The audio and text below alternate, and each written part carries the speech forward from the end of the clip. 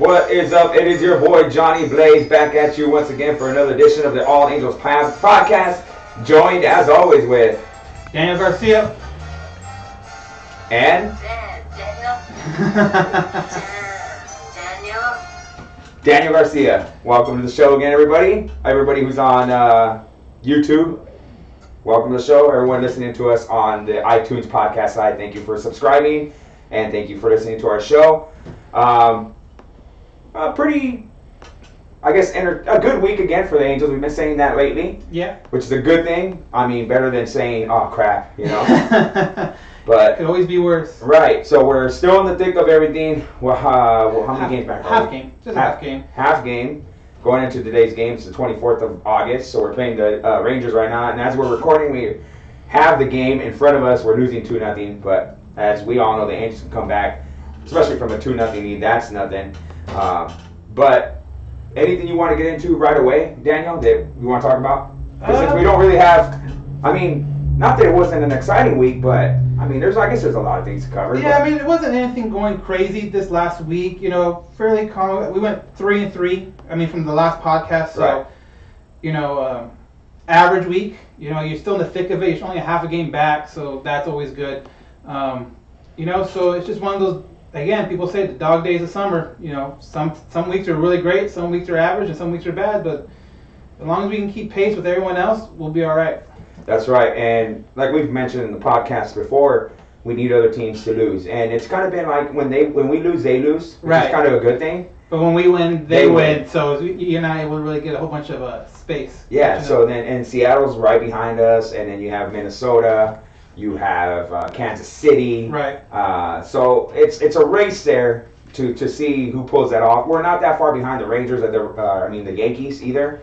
We're about 3, maybe 4 games back for the first wild card. Yeah, that's about sounds So right. they lost today. The Yankees, they lost 10-6. And if you guys, I know this is all Angels podcast, and I'm and sure they you guys lost saw the it. fight. Yeah, they got in a fight.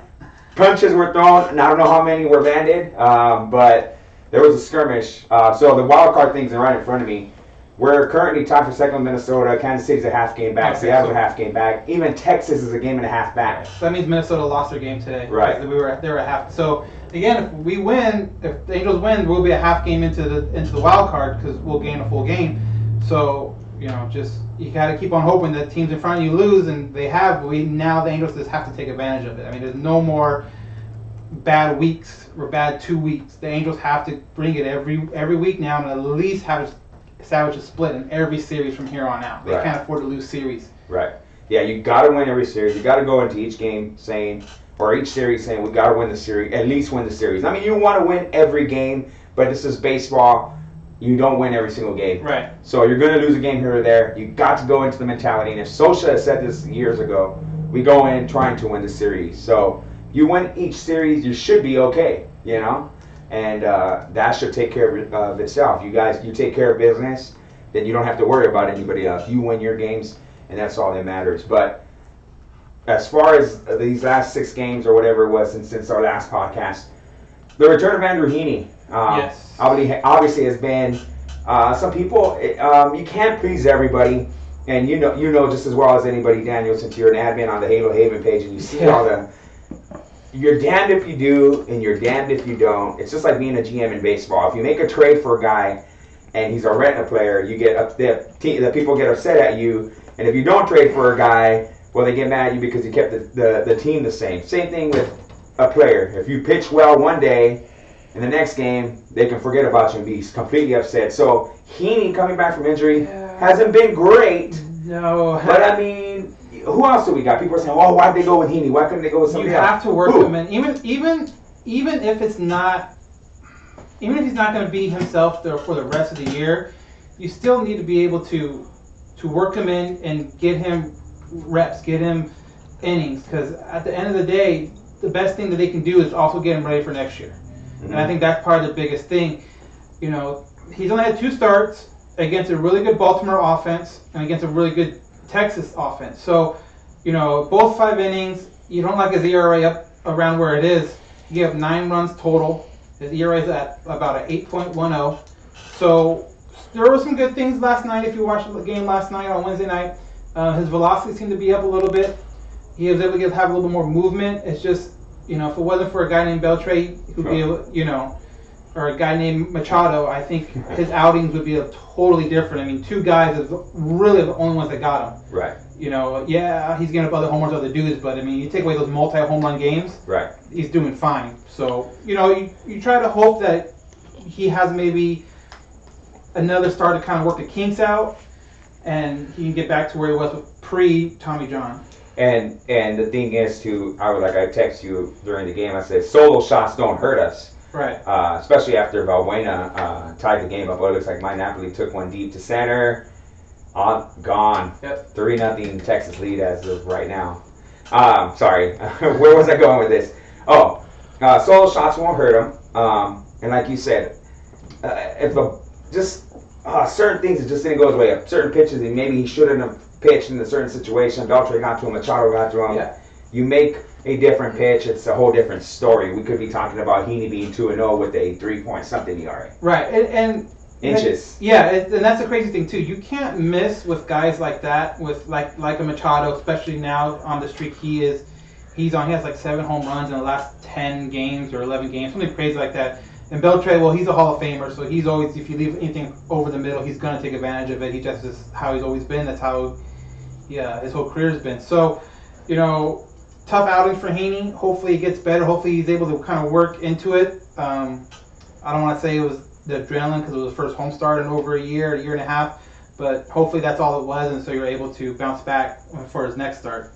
Yeah, but aside from that, I mean, Skaggs has been pretty good. He hasn't, the win-loss thing hasn't gone his way yet, but he's kept us in games, and Skaggs has been pitching pretty good. Right.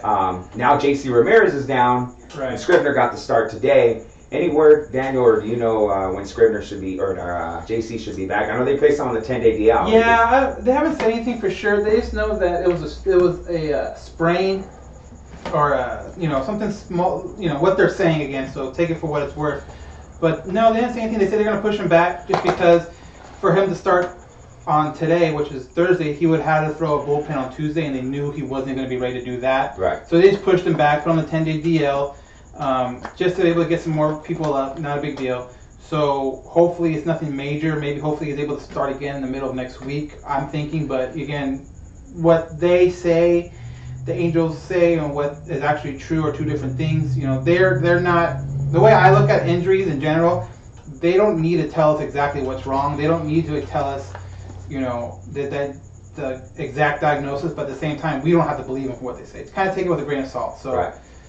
They say sprain, something minor, so hopefully next week. If it's not next week, then hopefully it's nothing super major. And to speak about the Angels rotation, everyone's been saying how injured we have been and all that, and this speaks a lot about the Angels rotation where a guy like J.C. Ramirez, who has been a workhorse for us and has been a key contributor to this pitching rotation and a key contributor to where the Angels are right now, it says a lot about a rotation that he can miss a start and we're not fully out of the game. I mean, Scrivener's down 3-0 right now, but I mean, you can go with a guy like Scrivener. We've gone to guys like Meyer. We've gone to a guy like Bridwell, who's now set himself in that rotation. Yeah, I think Bridwell, it's knock on wood, anything, as long as he stays healthy, that's his spot in the rotation. I can't see him. I mean, for whoever comes up, whether it's Richard, whether it's JC or anything like that, I can't see them moving him anywhere out of that spot because. In my eyes, he's earned it for just the last, for being a rookie and being able to do what he's done. There's no way that he's part of the one guy in that rotation right now that is there. He's going to be there. He should stay there for the rest of the season. Right. And speaking about Gary Richards, good segue. It looks like he's getting ready to come back. He pitched a simulated game in the Arizona Fall League or Arizona League. Arizona League, yeah. It was. I don't know if it was considered like a Arizona. No, I know it's not the Fall League. Summer. Summer game. Yeah, just one of those kind of scrimmages. Yeah, we have with like a lot of the rookies and high school prospects that are just trying to get their get their legs underneath them. So we'll see what happens. Hopefully it's somewhat good news coming out of it. So yeah, I mean anything where Garrett is throwing and pitching is a good thing because otherwise he's limited on or he's long tossing. Right. Pitching in actual situations is big. Now, I've said it before, I'm not going to count my, eggs before they hatch. Yeah, I'm not going to hold my breath on Garrett Richards anymore because as sad as I hate to say this, the guy was always getting hurt, so I'm not gonna, put all my chips on the table with Garrett Richards. Right. But if we can get him back, obviously I'll take him. Yeah. And the thing is, who leaves the rotation if Garrett Richards comes back? Right, and then again, it goes back to the whole JC thing. If it is more serious than what they're saying, then I guess that's an easy kind of spot for him to fill. But if you have JC, Haney, Skaggs, Bridwell, there is that fifth spot, so I guess he could fill that. But again, this is from the 21st. He threw his first against live hitter for the first time since April. There's no timetable for his return, but the Halos hope that he can come back in sometime next month. Okay. So, if he can stretch run. Yeah, if he can give you innings down the back end to where they're functional innings and they're good innings, then yeah, you always will take that. But again, kind of like what you're saying, like it's not worth anything to count on. Like, yeah, if it's great, it's great. If not, then I didn't get my hopes up, kind of deal. Yeah. So again, the rotation is something we talk about every week because again, every week it changes every week. Somebody goes down. This week it was JC Ramirez's turn. The whole it's been a carousel of pitchers coming in or starting pitchers for the Angels. Mm-hmm. And again, I just have to where they're at for what has happened is nothing short of almost a miracle because this team should be totally pounded on. Their hashtag is shock 'em. Yeah. And if we do make the second wild card or the first wild card, we get in there, I think that's a fitting little hashtag is shocking them because no one really expected them to be there. Considering all the injuries, injury to Mike Trout even. So, with that being said, let's talk about the offense. Luis Valbuena coming through. He's over 200. I told you guys we were at the game on Tuesday. Was it Tuesday or Wednesday? Tuesday. It was so long it almost bled into Wednesday. God, I had to be at work at 4:30 in the morning, so I had to leave early. It was like 8:30 when I left, and we were barely finishing the third inning. I left on the top of the fourth. Had to be at work.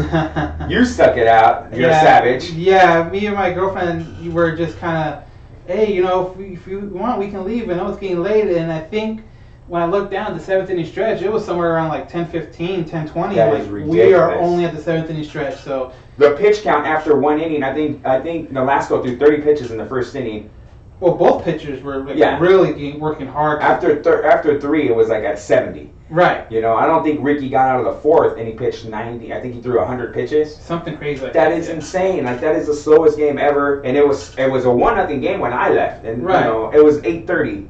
So I actually ended up being a blowout, but it started off as a slow game, and it just took forever. But Luis Valbuena has been coming through. You said he was batting. You had his numbers. Yeah, for the last just 7 games. So I know it's kind of a small sample, but you like it because it kind of it shows a kind of a progression. But let's go last 8 games. I got last 8 games he's played. He's batting .429, on base .571. That's with 5 home runs, 11 RBIs, 7 walks, which I think is the bigger deal. You like his power numbers because you kind of brought him in to be that power bat, but if he's someone that can work a count and get on base, you'll take that every time also. Absolutely, and he has been, it seems like he comes through with a hit in the clutch, which is even greater, but he's over 200 finally, so he just needed to kind of it took him this long, but better late than never. Right. Late August, early September is when you need a guy to really come through, and the Angels having a left-handed bat, and Luis Valbuena in that lineup is going to be crucial down the stretch. And if he got hot at the right time, hopefully he stays hot. Knock on wood. And we're good there. The thing is, when Escobar comes back, right, which should be do the lefty righty thing with him and Crone. I'd rather see the lefty righty thing with him and Unell. Right. And kind of keep Crone where he's at because he's not doing bad at all right now. And Unell's scheduled, if everything goes the way they think, he reacts well to workouts, he reacts well to treatment. They are shooting for the 29th of this month. So next week, that's what they're shooting for Unell's return. But me personally, I wouldn't mind seeing Unell and Valbuena do the lefty-righty platoon because Crone is doing really well right now. Crone, I think, very easily has started heating up and getting on those hot streaks we were talking about before. So. Well, yeah, and then so staying in line with the offense, Mike Trout still batting over 330, 26 home runs. Albert had a game where he had 2 home runs. Yeah, he's That's gonna do that. really Like with Albert at this point, he'll have a game where it's awesome. He'll have 2 home runs, or he'll have a home run and 4 RBIs, or something like that. But to sit there and kind of expect it game in, game out, he's not at that point of his career anymore where you can look at him and have crazy numbers for a week. He might have a game here or there, but you also got to expect the 1 for 4, 0 for 4, games, because they're going to be mixed in there. That's just kind of how he is at this point. And we joke about it, double play machine. Yeah. Howie number 2. What I was talking to Chris and Carrier Johnson about a week ago was, or at the game on Tuesday was, the frustration of most of the fans, the Angels fans, is the dude's not batting over 300, and we get it. He's older, his bat speed's not there, he gets jammed a lot. Yeah. But I think what upsets me the most, more than anything, I think, is the decline of how it happened. It happened so fast. It seemed like he got here and he went from 300 to 260 to 240 to a 270. Now he's like, what, 230? Yeah, this year he's at 231 right now. So I will take 30 home runs and 100 RBIs with a 250 average. Well, he might get 100 RBIs before probably. I don't think he's doing the 30. Not 30, no. He's at 19 right now. He's at 79 RBIs. So the 100 RBI is very, very possible. And again, that's what I'm saying. He'll have those games where he'll go 2 for 4 with 5 RBIs. Yeah. He'll have those games. Like you can make sure he's going to have those games throughout the year, but they just don't come as common as they used to. Right. I mean, I still believe he's the team leader in RBIs. So, yeah.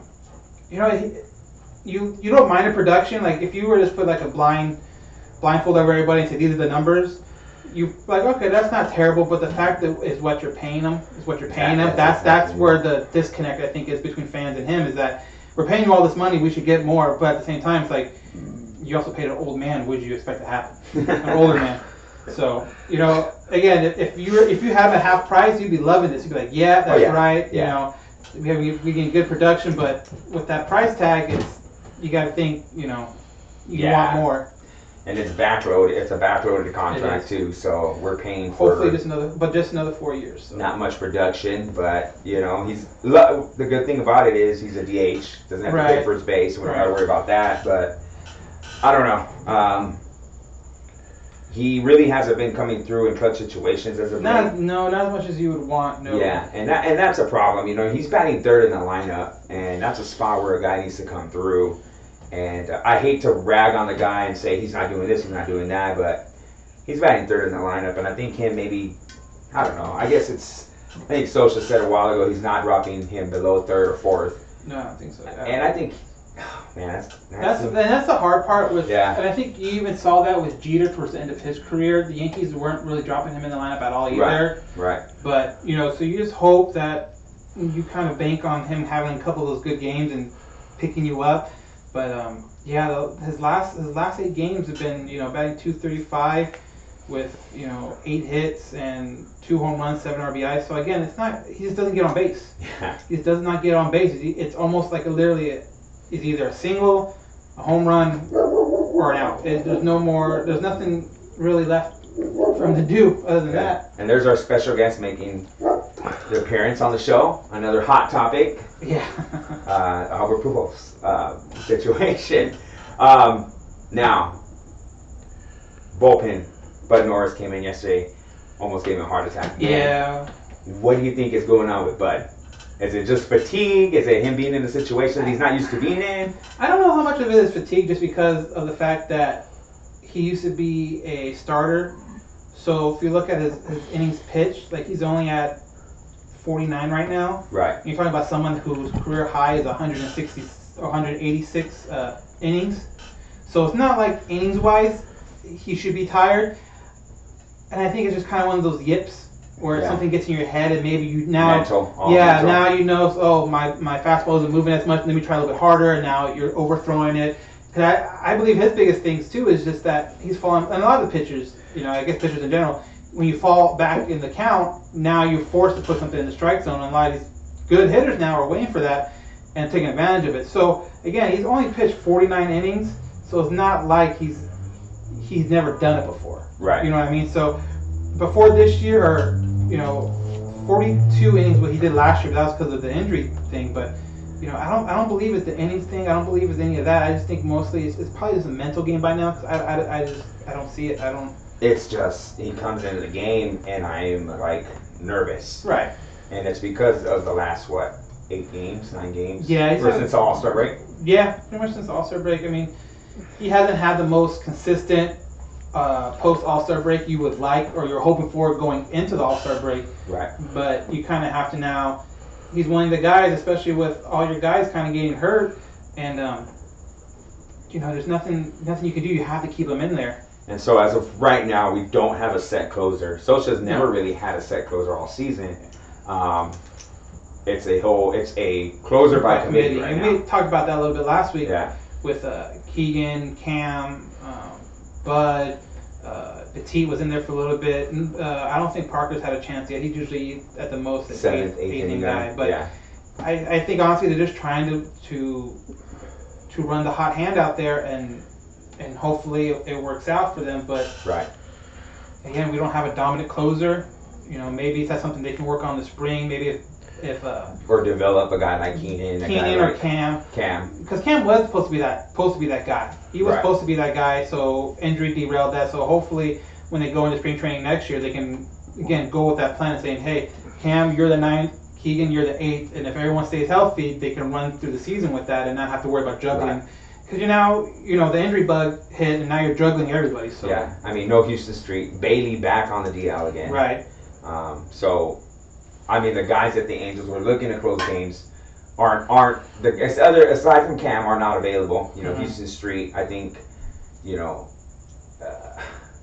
I don't know. Is there? Yeah, Houston Street. I think he's going to start throwing, and he said he hopes, or I didn't see it. I can't remember if it was a statement by the Angels or by him personally, but they were hoping for him to get back by the last couple weeks of the season. So I mean, I don't know. But at this point, he's not a closer. No, he's not a closer. I think he's probably a 7th inning guy. Has to be, especially with the stuff that he throws now. It's nothing but changeups and sinkers. Yeah, because even when he had that really good year for the Angels, it wasn't like he was blowing gas by everybody. Right. He was working a lot on his control. Pitch to contact. Yeah, get a lot of ground balls and being able to do that. But again, if your sinker's not sinking, it's just a BP fastball for the most part. So hopefully, he comes back and he's able to contribute at some way. If that's a 7th inning guy, if it's a guy that eats up innings at the back end of a blowout game, then cool, whatever. But see what happens with him. But he has been a little bit of a disappointment for the year so far. Absolutely, and I don't want to say that going into the season we looked to him to be the closer. Yeah, you kind of felt like the torch was going to be passed after. It was getting ready to happen. Right. Then Cam got hurt. Right. So, and like we talked about in the last podcast, a guy like Blake Parker has emerged to be one of those late inning guys. So now it's easier for the Angels to say, well, Cam's our dude. Because now we got a guy in Blake Parker who can be our 8th inning guy. We have a guy in Keenan Middleton who can be our 7th inning guy. And I like the way it's setting up for us in the future because you have the 7th, 8th, 9th inning guys. And you never know what the Angels can do, picking up maybe a key free agent. Who knows? Someone comes out, emerges. Few little transactions. The Angels signed Fernando Salas to a minor league deal. So he's in AAA right now. He had about 2 good seasons for the Angels. Right. And then kind of just fell off the face of the earth. Kind of just like, oh man, see, the dog agrees. Not 100% on Fernando, but I think if Fernando can regain what he had in St. Louis and even with the Angels the first year or two, he'd be solid for the Angels, maybe a 5th, 6th inning guy, long guy. Yeah, when the 40-man rotation expands, he's going to come. Yeah, but I'll say he'll definitely be one of those guys that comes up. Yeah, he spent the last, New York?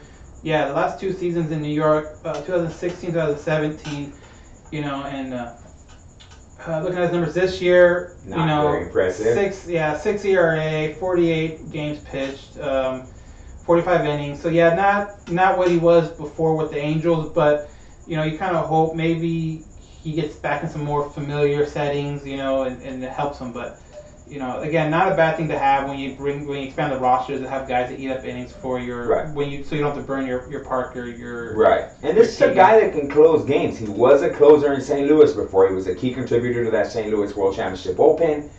So even if he's not closing games, he can be one of those guys who can kind of teach the young guys like Keenan Middleton, Cam Bedrosian what needs to be done to close games. The mentality of a closer.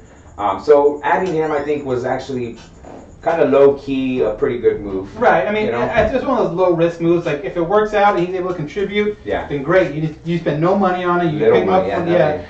like a minor league deal. Yeah. Not a very big deal. If it doesn't work, it's a no risk. Okay, Yeah. cool. We'll release him at the end of the year. We're going our way. Yeah. No money owned. So yeah, it's one of those. You throw out a flyer on a guy, and if he ends up turning it around, great. If not, then you don't lose anything. No big deal. Yeah. So that in a nutshell has been the Angels week.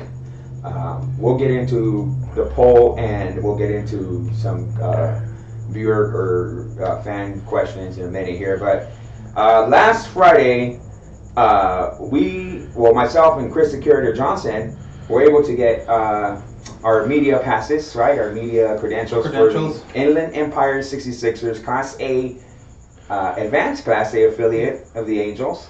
And this segment of we want to call, I don't know, did we come up with the name, Curator, for this segment of nothing, right? We haven't came up with a name yet. But we want to incorporate, the future of the Angels, Class A guys. We can call it Down on the Farm. Down on the Farm. There you go. There you go. Or, do you want to call, something happened in the middle of our interview with this guy that we'll get into. We could also name it Sound the horn. Sound the Horn. Sound the Horn? Okay. Sound the horn. But it's a working title. We'll figure it out. But we want to incorporate. They're right here. The Inland Empire 66ers. We're based. The Halo Haven headquarters is based out of Riverside. Inland Empire 66ers are what 10, 15 minutes away. Yeah. Why not get interviews? Go down on the farm. I like the farm thing. Go down to the farm and check out Class A baseball. And then right now the Angels have a guy named Jahmai Jones, who has been lighting up the Caldy right now. And as of right now, do you have any numbers on him, Daniel? I don't, because minor league numbers are kind of hard to find. But see. As of, he had a 20-some-odd game hitting streak, right? Right. Since he got called up. Since the very first day he got called up to the 66ers. He is a really well-spoken young man, 19 years old.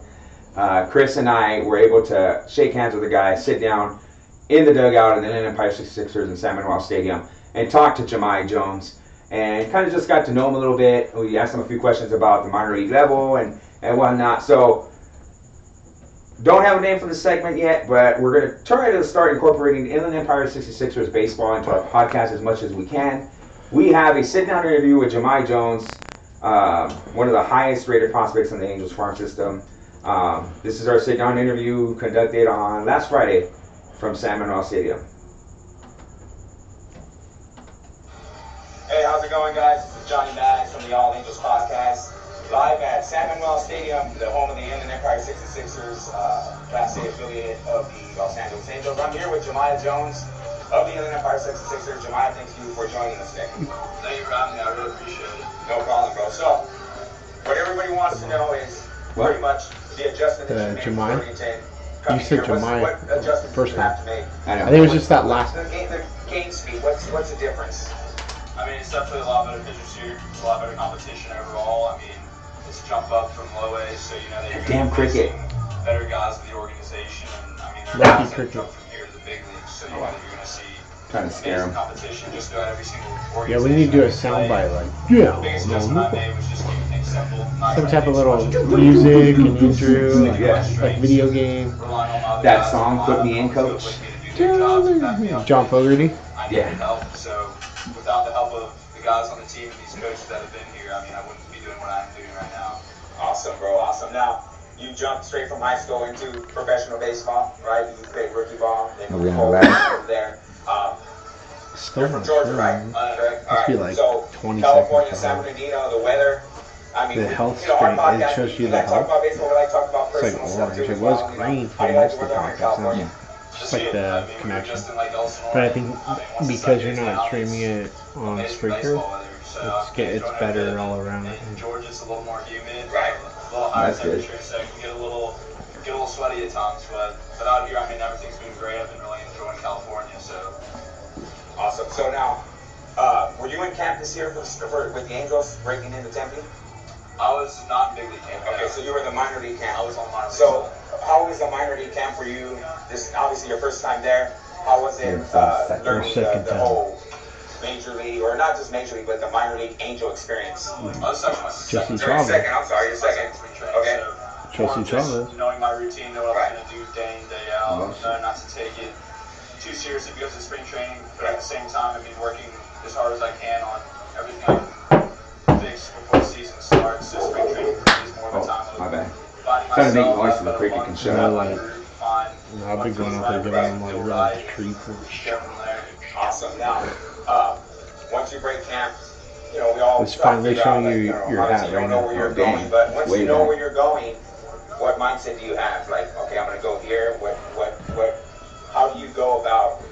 This is where I'm gonna go. I need to take the proper steps. No matter where I get put, I mean, if I come back here next year, if I, somehow to go to Burlington or wherever I am that day, I'm gonna play as hard as I can. There's no adjustment made to I'm gonna play this way if I go here. I'm gonna play this way if I go there. It's saw your little Angels picture out there. That picture? Oh, did you see that? I was gonna send you a picture.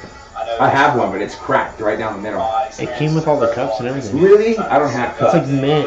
That's awesome. I got that at Van Buren on Saturday or Sunday. Dude. The only thing I got.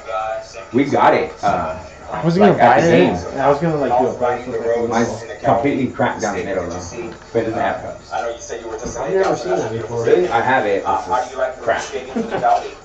I really enjoy it. It's a lot of fun. It's definitely a different change of scenery. Minute and a half. Iowa is, and it's beautiful out here. All these fields are great condition, great people. What do you want to get into great after setups. this? I mean, it's We do definitely the whole question. Whole after this. question. a fun experience, and I've definitely Just been time enjoying my to get time. questions Awesome. to Now, the you. final question I'll give to you is, being a part of the Angels organization, the Angels in recent years, from the last 15 to 20 years, have been a class organization. Ever since they won the World Series in 02, they've kind of stepped their game up, and they're looked upon in Major League Baseball as an organization that puts out quality teams. How does it feel to be a I part have of to the go Angels live organization? on Instagram. Live. Yeah. More than blessed to be a part of the Angels organization. It's You're definitely gonna go an live on opportunity Instagram that in a minute? Yeah. Ever since I Start started playing getting a baseball, little. the When you start talking about the. We're gonna go to When you the. start talking about the jerseys and stuff, Yeah. I feel like people are gonna want to weigh in. Yeah, we'll go right now. Then after this interview, So we'll start talking I'm about gonna stand back here, go live on Instagram, That's fine. Yeah. and then I'll read you guys the questions. On the side, nothing but on the side of I got baseball. stats right now.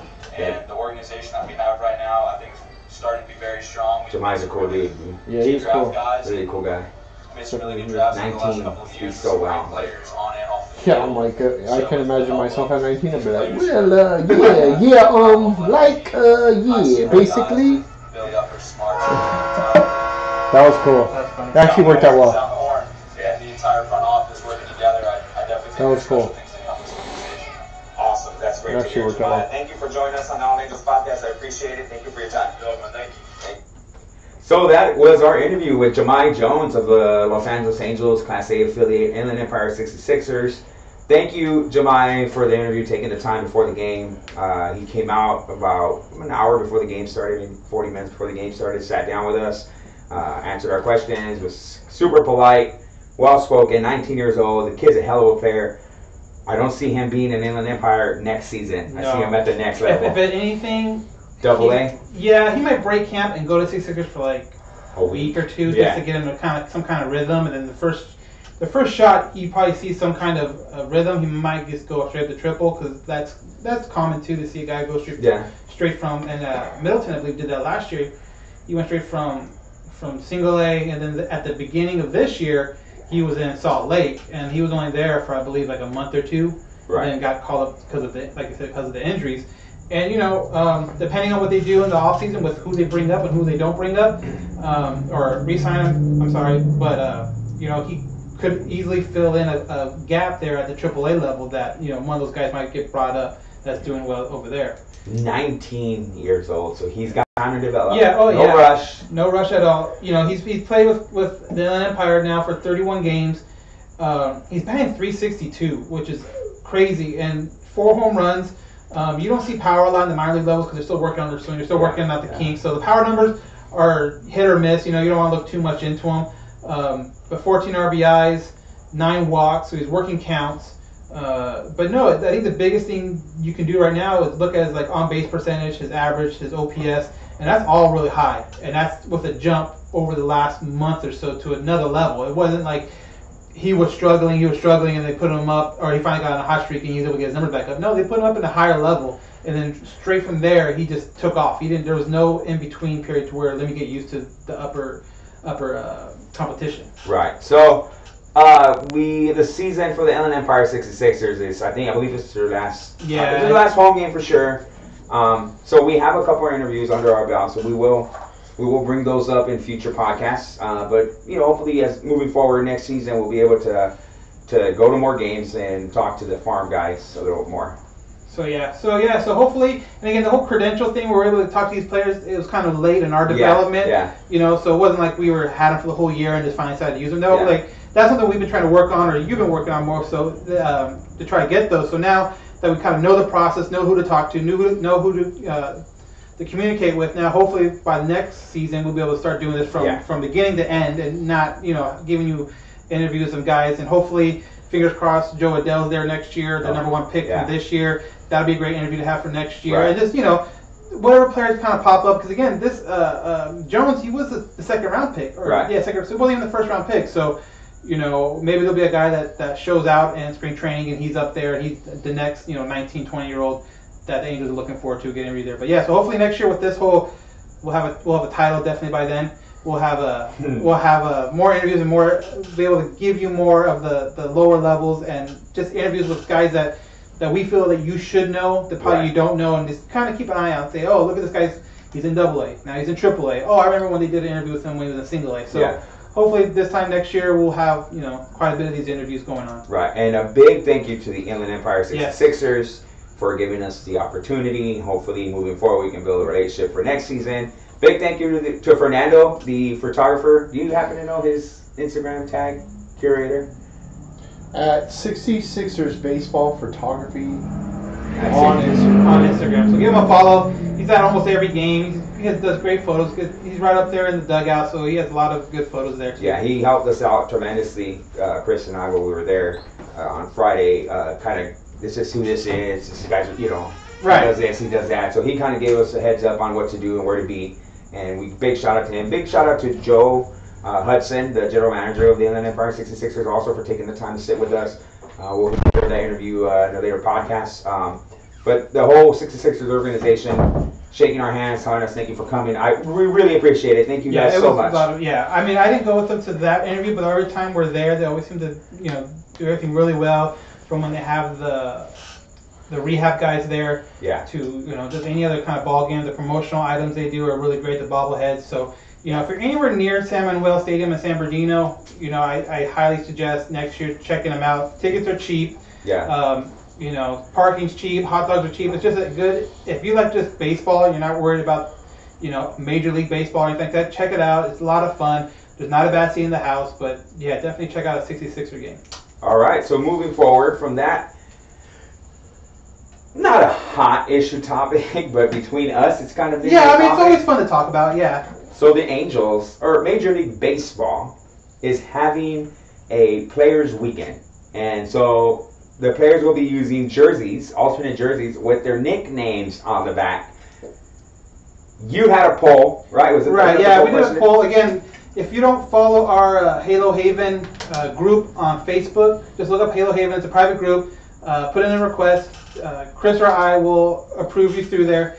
And then it's just a group for Angel fans to chat, bring up topics, about the game that day, about stuff that's happening in the week. But every week, since we started doing this podcast more regularly, I've tried to put a question on there. So this week was just, a simple question. Are you in favor of the players, or do you like the jerseys for the players' weekend with the whole, nickname and all that stuff? And 68% said yes, and 32% said no. And you have your old school guys in there that said, I like it old school, keep it how it is. Because if you do look at the jerseys, they are kind of two-tone and different colors. Angels are red and blue. But then you go over to Miami and it's like baby blue and orange, like and Miami Vice yellow kind of stuff. So it all kind of depends on where you stand on the old school, new school. I like the idea. Personally, I voted. I'm not a big fan of it. My whole thing is I think it could be better. I like the idea of giving players an opportunity to kind of express themselves, so they're able to wear certain cleats. Like usually you have to kind of keep your cleats in a certain box. Has to be team colors, somewhat uniform, MLB approved. Yeah. Now for the for this weekend, like starting Friday to Sunday, they're kind of can do whatever they want with their cleats. I believe socks are kind of up in the air. You can change socks and stuff like that. The jersey nicknames, is a big topic, but some of the jersey nicknames though are kind of like either they're so far in, you're like, oh, I didn't even know they called him that, and you kind of just went over your head, or it's like, okay, that wasn't very original, Right. So you kind of wish that maybe the fans, I doubt, because fans probably come up with some crazy stuff, but were able to pick their nicknames and stuff like that. So I mean, it's kind of, again, it depends on who you are. Some of my for Angel Wise, some of my favorite ones was like Major Keys with Middleton's gonna be wearing. That's Slim, pretty good. Slim for Maven. So if you see Maven play, he's tall, Yeah. skinny dude. Some of the ones that I wish they would have changed. Like if you ever listen to any of the broadcasts or any of the pregame, postgame shows with Moda, he always calls Cole Calhoun Rojo. Yeah. I would love to see Rojo on the back of his jersey, but it's going to be Coleman, which is like, yeah, it's whatever. Simmons would have loved to see the Simba. I would love to see the Simba. Everyone calls him Simba since he started to now. So Simon, I don't know, that's almost like his name already, so it's not that big of a difference. And then Trout with Kid with like 3 eyes, 5 eyes. I'm like, I can see people. I think I remember probably calling him that when he was like a rookie, couple years. But I'm like, Right. I was kind of hoping for just a different nickname, because to me it's like I haven't heard like people. I'm looking for people when you go to the stands, when you sit at a game and you hear people yelling "Go Trout, go," whatever. You hear "Go Simba." Yeah. You hear these nicknames. I'm looking for something like that, not Right. just kind of basic. So you don't like it? Yeah, I mean, I think the idea is there, and again, so for sure they're doing this, so I'm sure they can kind of workshop it and make it better. Right. But the idea itself, I like. I like the idea of players. 'Cause I think to help Major League Baseball, they need to get more players out there in the viewing public, and if they feel this is the way to do it, then that's the way to do it. But for what it is this year, the first year, I think you're going to have some kinks, and I think they had some kind of road bumps. I don't like it, guys. No. Okay. Right? Daniel? I don't mind it. It's something different, and I think Chris touched on this the other day. We were at the game. It's like you're getting a locker room perspective of the nicknames that these guys are getting, because we don't know. I didn't know. I know Luis. I know Luis Valbuena personally, and I didn't know that his nickname was Mono, which is like a doll or an action figure in Spanish. Like, where did that come from? I get what you're saying. Yeah, see, that kind of stuff. I get what you're saying. I just would like it to be kind of like more fans, because you're trying to draw fans. That's the big thing. So use what the fans call them. Right. You know Simba for Simmons. Yeah, because that's what the fans. You're trying to draw more fans, and if your nickname isn't what the fans recognize you as, then you're not drawing any fans in. You're just kind of being like, oh, well, I didn't get it. Okay, well. Or with Trout, it could have been Meteor or Millville Meteor. And Jersey. And there's some good ones out there. Like, don't get me wrong. Seager. I love. Okay, so Kyle Seager, he's the third baseman for the Mariners. Yes. His brother, if you don't know, is the shortstop for the Dodgers, and he's having a great year. Since he got brought up a couple years ago, it's awesome. So Kyle Seager, his nickname on the back of his jersey is going to be Corey's brother. And I think when I first saw that is super creative. That is super funny. That kind of shows him like, yeah, I know where I am in the family pecking order kind of deal. So I think that was super funny. So don't get me wrong, Clutch for McCutcheon. Yeah, again, that's a nickname everyone knows him by. Yeah. Judge is going to be All Rise. Oh, that's cool. So there are good ones out there, but I think the best ones are the ones where the fans know it. Where you can say, if I tell you All Rise, who's that? And you'd be like, oh, okay, that's Judge. Or if I say Clutch, who's that? Oh, it's McCutcheon. Simba. Oh, Simmons. But when you go out and if I were to say Mono, is that on the Angels? Is that on another thing? So I think there needs to be more kind of fan. I get it. That's my biggest thing. If it comes out next year and to do better, then great. That's the whole idea. Improve from it. Yeah. That's good. I mean, I don't mind the look of the Angels jersey. It's right. It's navy not blue with red, right? It's navy blue sleeves, red, whatever. If they're cheap, I'll get one. Yeah, but I don't. Yeah, I doubt it. Yeah, I doubt that. But, so 68%. So the majority of the fans. Majority. And I figured they would, because it's cool. It's different. It's cool to do something different, because sometimes baseball does kind of get in their ways. Yeah. Where it's going to be kind of uniform the whole year through, and I like some of the other teams where they incorporate their throwback uniforms maybe a little bit more than just like once or twice a year. So right. Any little change is a good change, so not bad. Okay, here's a question for you guys. This is actually coming from myself. If you guys had to wear a Players Weekend jersey, you're on the field, what would your nickname be on the back? We'll start with John. Well, mine's easy because big shout out to the Bearded Villains. I'm in a group called the Bearded Villains. We do charity work, and we're a beard club. We do a lot of charity work, and we actually had a successful back to school drive. Not to get too into that, but however, they gave me a nickname on the count that I grow a pretty good beard, but I can't grow a pretty good mustache. My mustache is real wispy, so they call me Catfish. So my nickname is Catfish in the Bearded Villain world, in the bearded world. So Catfish would be on the back of my jersey, and my number would be 15 because Tim Salmon was my favorite baseball player of all time.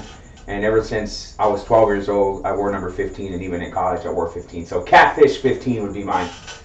My number, because I played football in high school, so my number was 55. So I think I just, like, if you look at any of my kind of stuff, it's like, my email address has a 55 in it. My Twitter, I used to have 55 in it, this and that. So I think my number would be 55. Okay.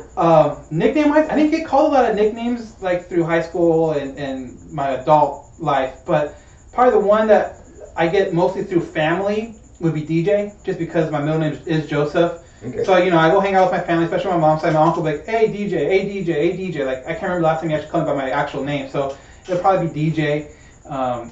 Number 55. So that would probably be mine. Yeah, I don't have, you can call me Patches because I can't grow a beard. But, that's kind of my nickname for myself. One question that was sent to us last night, it was from, on Twitter, Vanderhouse, H-A-U-S-E, Vanderhouse. The question was, on the next episode, can you guys please discuss how one of the all-time Angels franchise mistakes was not signing Adrian Beltre when they had the chance? I do remember that somewhat.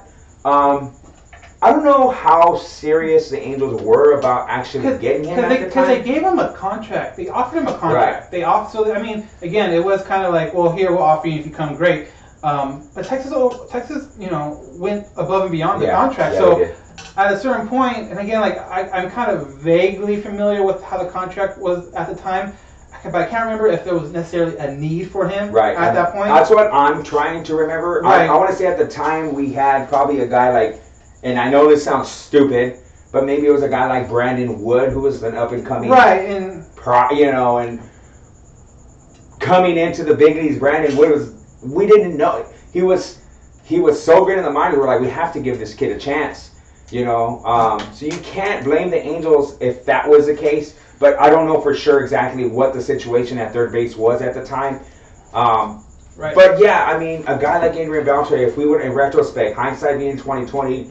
Sure, we should have probably signed the guy, but again, I don't know details about how much more money the Rangers offered him. Right, I don't remember those kind of... like who was in the wings for the Angels at third base at the time. Right, so I'm trying to pull up the roster from the 2011 season, and that's when I believe... We had David Freese then, so then...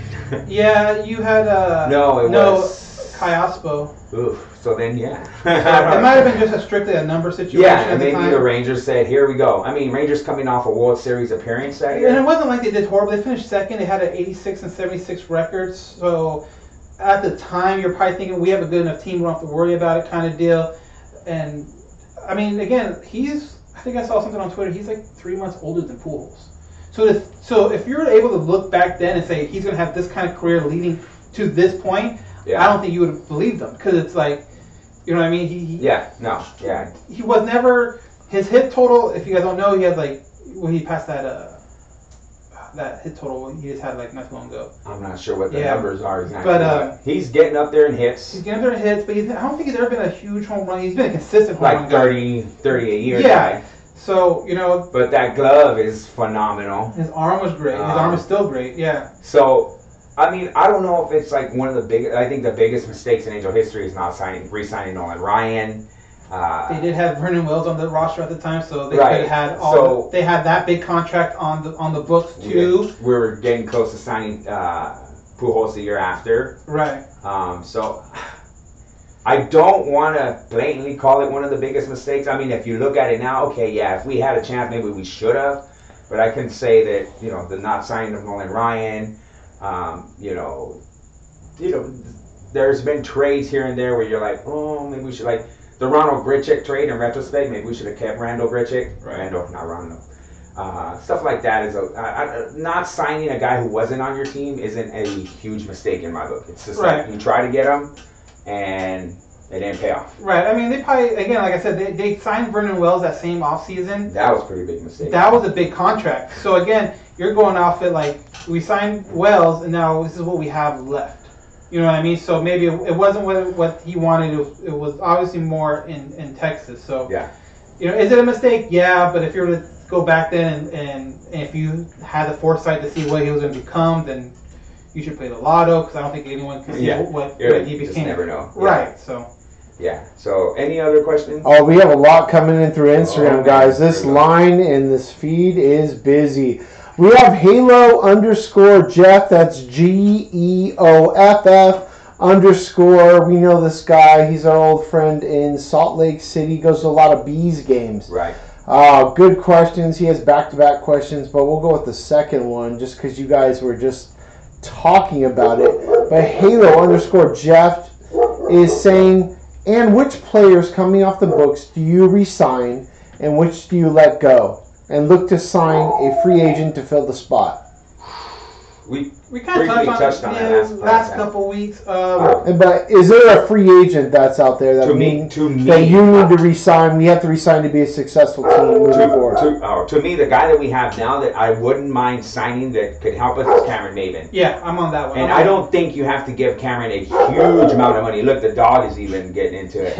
I don't think you have to give him a huge amount of money. You sign him for a couple million here, and it's not going to hurt. It puts him on the team, gives you a solid leadoff guy. We know that he can do a good job when he's healthy. Gives you a solid leadoff guy, and it bridges the gap to a guy like Jahmai Jones in 2-3 years. A guy like Joe Adele, exactly. 2-3 years, right? It bridges that gap to him, and you keep a good player. Now, as far as a free agent, I don't think anybody, in my eyes, stands out enough this season as a free agent for us to say, let's go out and get him.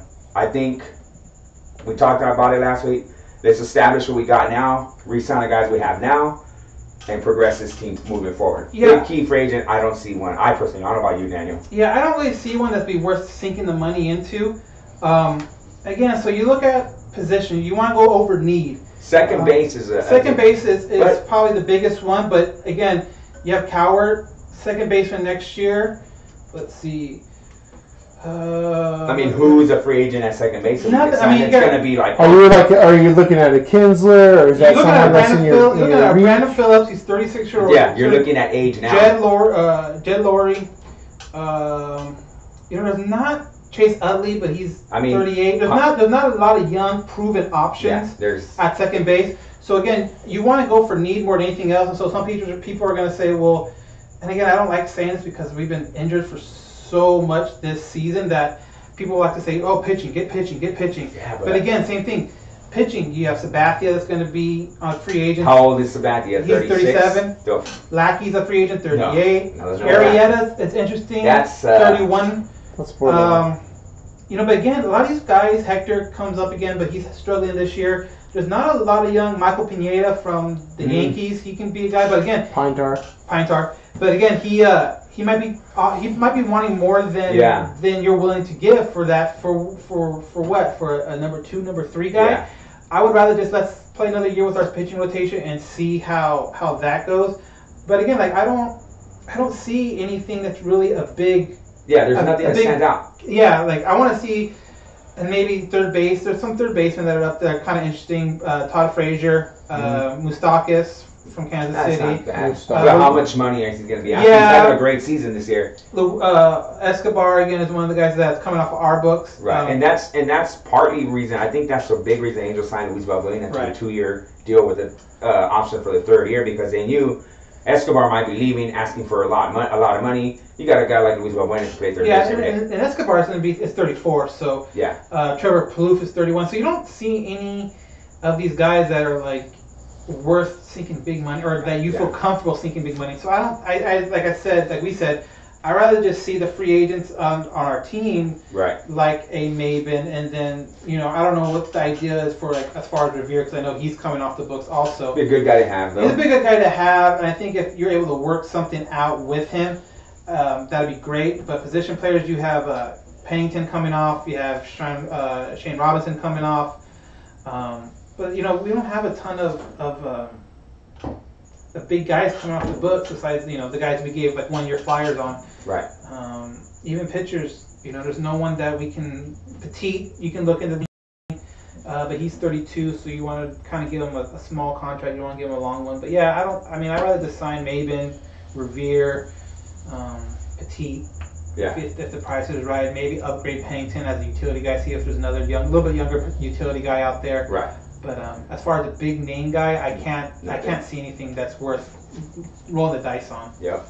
Anything else, Chris? Anybody? We have a lot coming in, guys, tonight. Wow. Here's an easy question for you guys. Valerie _ Grace _ she asks, will you guys be at tomorrow's game?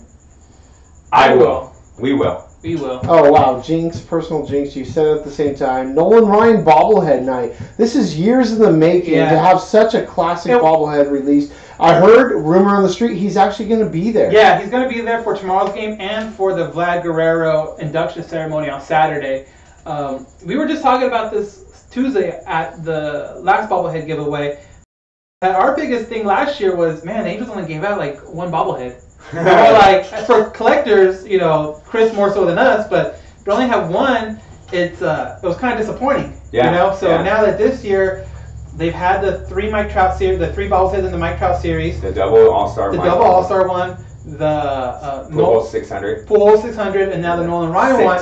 So it's 6, and I personally like the throwback one. I'm glad they're kind of reaching back kind of into their history and able to make a couple bobbleheads out of people. Right. And me and my fiance were at Park on Tuesday. We're thinking, this is cool. They're doing 2 bobbleheads in 1 week, and we're kind of started thinking, if Simba doesn't get one next year for what he's done this year, I don't know what else he has to do. So hopefully there'll be a Simba one next year. Maybe they'll do like another kind of throwback. Should do a Vlad one. Vlad Hall of Fame. Another like kind of throwback old player one I think would be cool too. Finley and Abbott. Finley, yeah. Steve Finley? No, I'm just kidding. No, I'm just kidding. And the second question you're probably thinking is, we're probably going to need a bigger bobblehead case. Yes, I know. I've ran out of room in my bobblehead case at home. I don't even have a case. I'm not at Chris's level because he's got like old 1960s ones, but I have every bobblehead that the stadium has given away except for maybe 4 or 5. Pujols 500, Joe Saunders, Eric Ibar. The Napoli I purposely gave out because I hate them. I won't really get into that. And there's a few here and there maybe I missed. So maybe there's like 6 that I don't have. But yeah, I need to get a case and find more spots. And then don't forget, the 66ers had the Jim Abbott bobblehead this year, and that was a great bobblehead. 66ers have done a really good job too of bobbleheads. They had the Abbott, they had Hershiser, and the Kenley Jensen one from when they were there. A Jarrett Weaver rehab, and also probably next year a Mike Trout rehab. Yes. The Bernie Star Wars one too. So they have. They're smaller than your average bobblehead you get at Angel Stadium, but still. They're nice little collectibles to have in your case. Oh my gosh, the comments are flooding in. Can't keep up, but we're gonna give all the shout outs possible. We're paused due to poor connection right now. But D_Wheatley68 says, just simply thank you guys, really appreciate your efforts. Hashtag the Halo way. We have we already responded to our friend Jeff in Salt Lake City. We have Kevin Barca just says hi. Hi. Thank you. Jeffrey Marte 19. We don't know if this is the real Jeffrey. No, because he's playing. But he says, I always love these. And we'll take that. Even if you're just a fan account. Should we go after Hosmer and Moustakis? You guys kind of talked about that. And our good friend Angels Amigos. If you want to find some good photography on Instagram and everything else, the mysterious this lady Angels is Amigos. Super creative. And her to follow her is Angels Amigos, and this is somebody we do a lot with. And LTBU for me, that's 2 E's at the end. That's her husband. We know him. Mark, you're listening out there. Halo Haven for Angels, or Halo Haven for Angels Fans of the Year. We appreciate that. Thank you. And just knowing when the next tailgate is, we're looking at a playoff tailgate. Yeah. That's actually in the future. We're going to go big, live DJ under the A, and everything fun. Maybe the bus will get out there. But keep up the great work, guys. Angels Fan 48, Angels Super Fan says simply, you guys are awesome. And we appreciate all that out there. Thank you. This is why we do it. We do not get paid. We put in our time, sweat, and energy. These guys prepared all week to create the cuts and everything that goes into this, the research. This isn't easy, but we do it. It's for fans, by fans. Exactly. So, I mean, Chris said it. Thank you guys for all your questions, for the support. No, don't forget to follow us on iTunes. If you have an iPhone, you have an iPad. Subscribe to the All Angels podcast. Write a review. Stop 5 stars. Yeah, for you guys that don't know, write a review.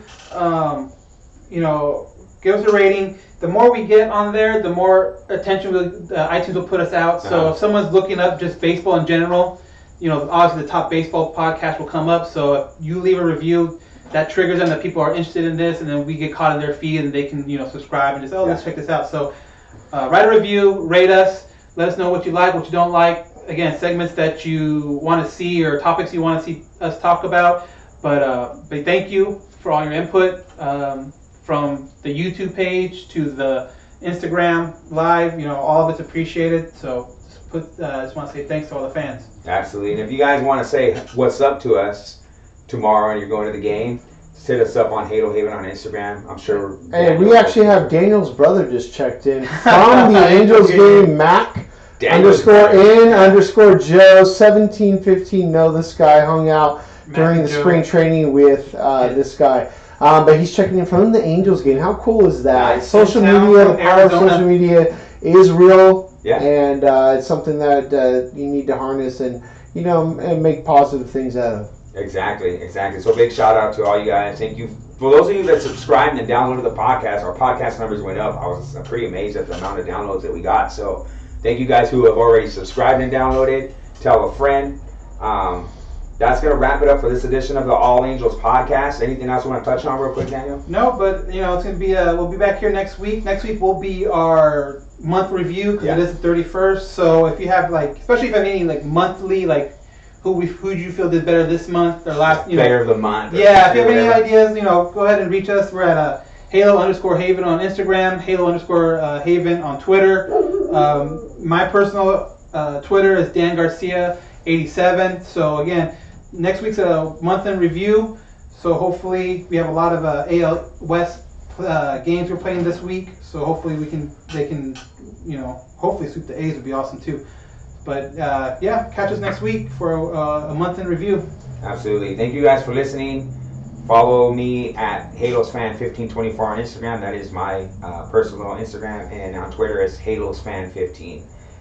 Big thank you to Chris Security Johnson for providing the Halo Haven headphones for the podcast. And thank you to everybody else. Again,